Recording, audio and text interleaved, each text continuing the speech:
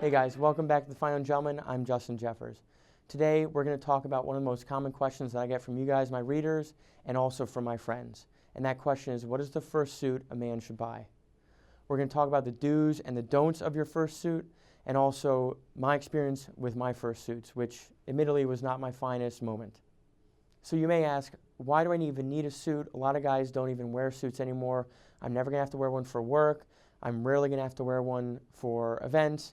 But the answer is really, yes, you do need a suit. You never know when you're going to have to go to a wedding, a court date, a birthday party, a cocktail party. It's best just to have a suit that you can pull out of your closet, throw on a shirt, throw on a tie, and you know you're going to look good. A lot of guys, and women will agree with this, look best in a suit. It's like our coat of armor, guys.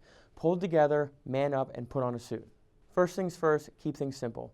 Go with a suit in a solid blue or a solid gray. A navy blue or a charcoal gray is the most formal option, but if you want to go for something not so formal, you can dress it down, do a lighter gray or medium gray, or like I'm wearing today, a lighter blue. Now this suit is a hop sack. It's a few shades lighter than a navy, but you can still really dress it up, make it formal, or you can dress it down. This suit, for instance, is great for a summer wedding. A key thing to keep in mind is, do you want to go off the rack or do you want to go custom? Those of you who've been reading the blog for a couple years know that I'm obviously biased towards going custom, but I also understand that for a lot of you guys, it just makes more sense to go off the rack. So the key thing I'll say about that is when you do go off the rack, make sure the shoulders fit. If the shoulders don't fit, the jacket's never going to work for you, and you just wasted a bunch of money. When you go custom, you want to make sure your measurements are correct and that you have selected the details of the suit that you're going to be happy with, not only now, but going forward in 2 or 5 years. But we'll get to that in a few minutes. In terms of price differential, you'll see off-the-rack suits that go from $100 to $1,000, even $3,000, $4,000, $5,000.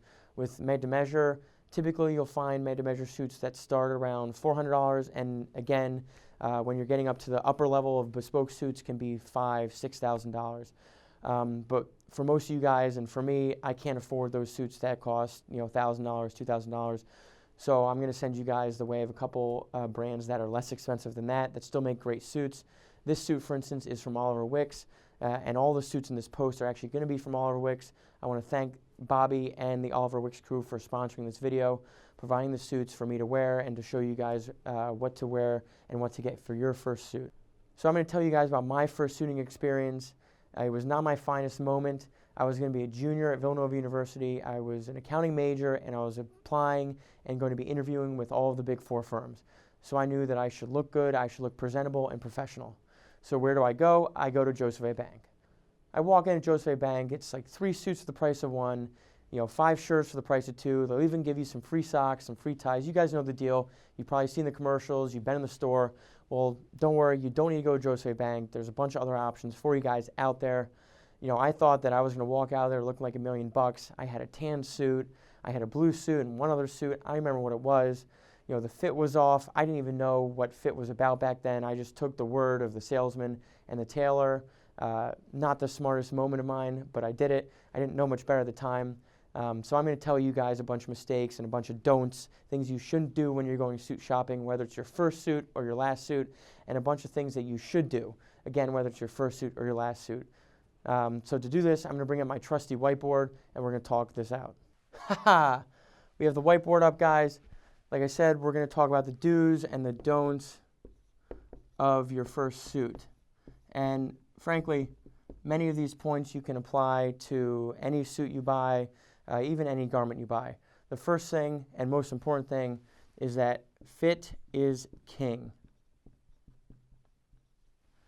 If you buy a suit, let's say you spend $2,000 on a suit, and it doesn't fit you well, and you spend $100 on a suit, and that thing fits you perfectly, you're going to look better in that $100 suit every single time. Trust me on it.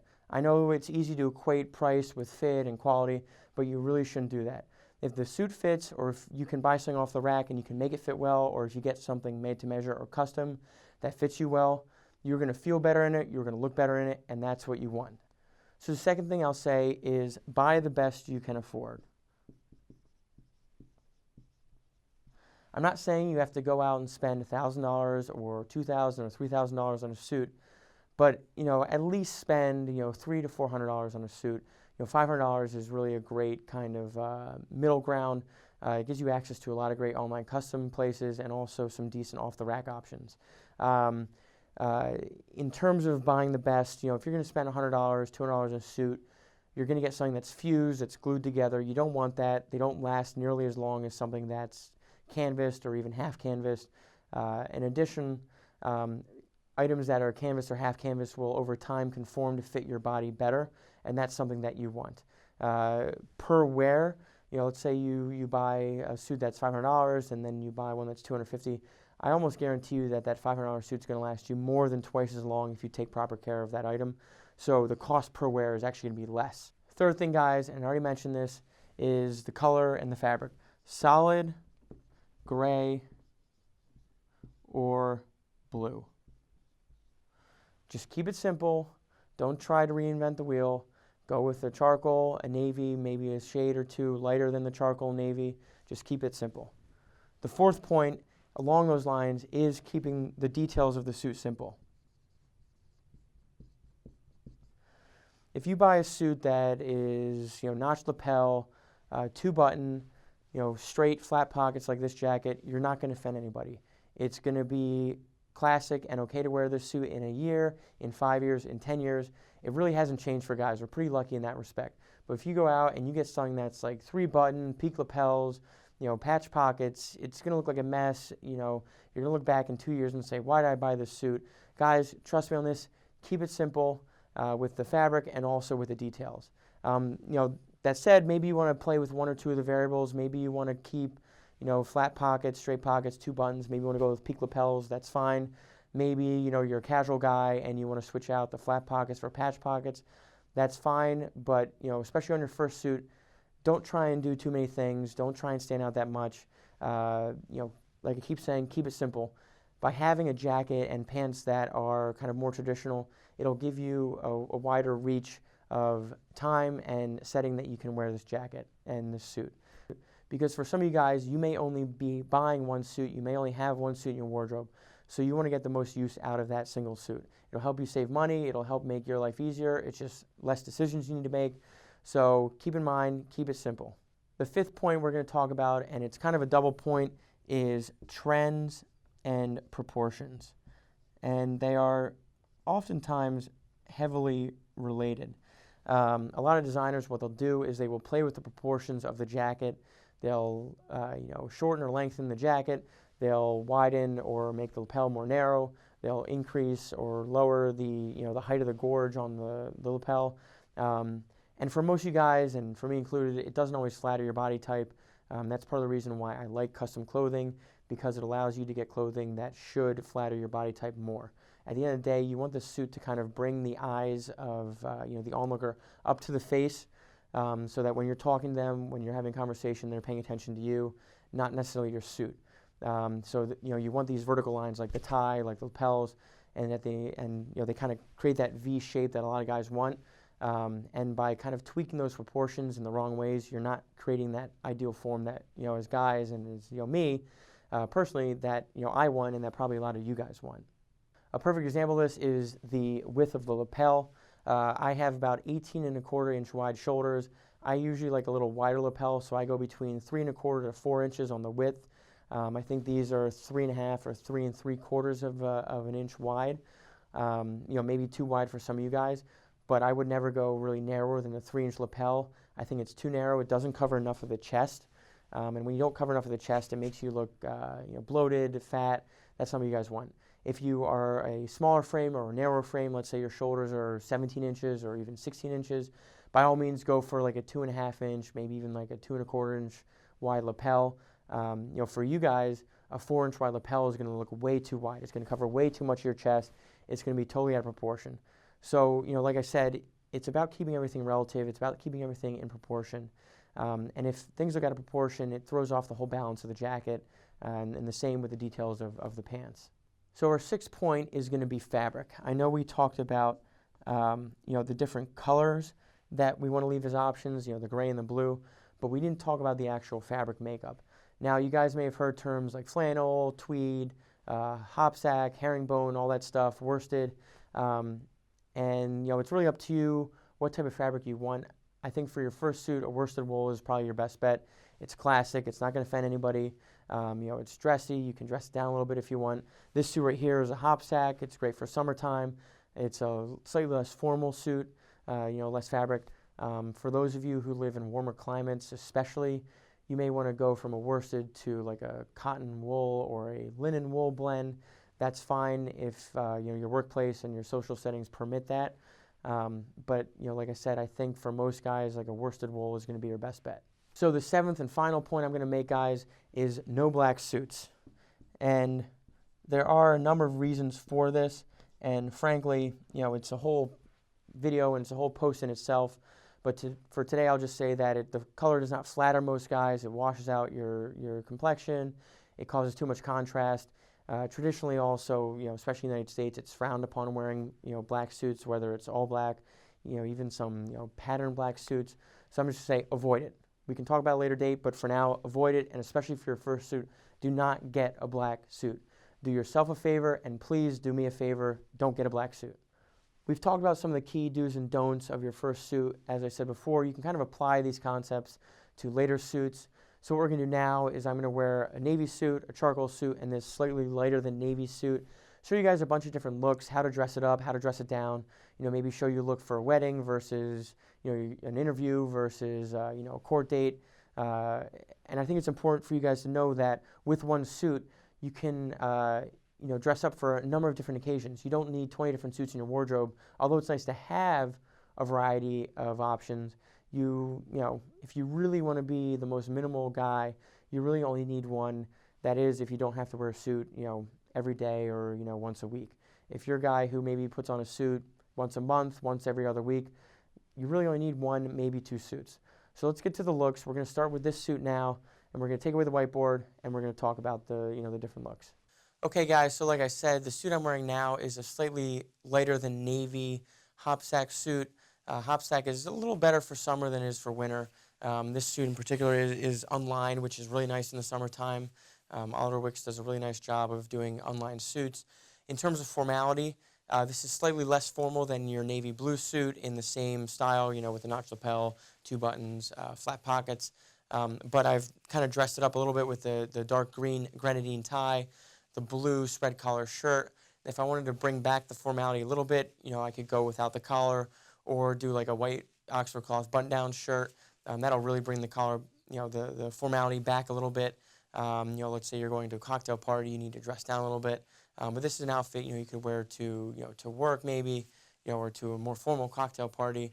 But the point is, this suit, even though it's not your typical navy, is still a very flexible, practical suit. It could function as your first suit, your only suit, if you have a slightly more liberal dress policy, where you frequent socially or your workplace.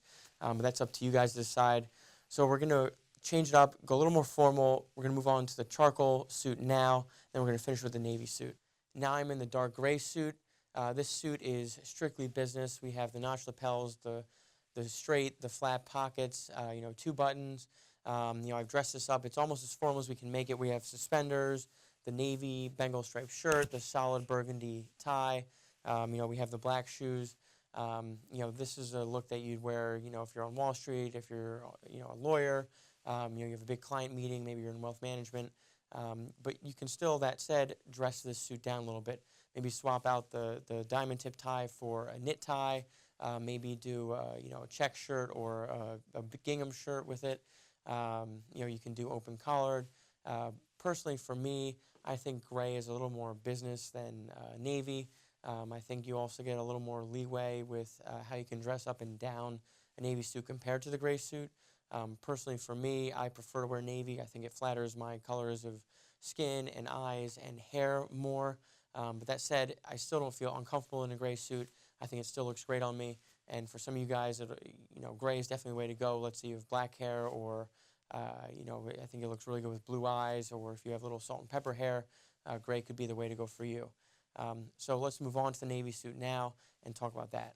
We're now on to the navy blue suit, which of the three I think is the most practical, probably the best option for the most number of guys, and my favorite of the three. I think the navy blue suit is really fit for almost any circumstance.